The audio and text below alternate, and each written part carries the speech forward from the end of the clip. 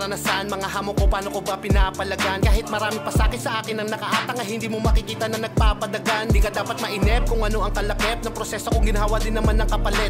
Natural lang naman sa buhay ang mahirapan, dami man ang hindi maganda pinagdaanan. Marahil ay hindi lang ikaw ang nakakaranas, kaya ano ang rason para hindi ka lumaban. Tatagan mo lang loob mo, huwag kang panghinaan. Yung mga pagdududa mo sa una ay hayaan. Yung mga pinapanalangin mo sa araw-araw na sana balang araw iyong maisa katuparan. Hindi pa sa ngayon pero sa huli alam ko na makakamit mo rin lahat ng iyong pinaghirapan. Asahan mo.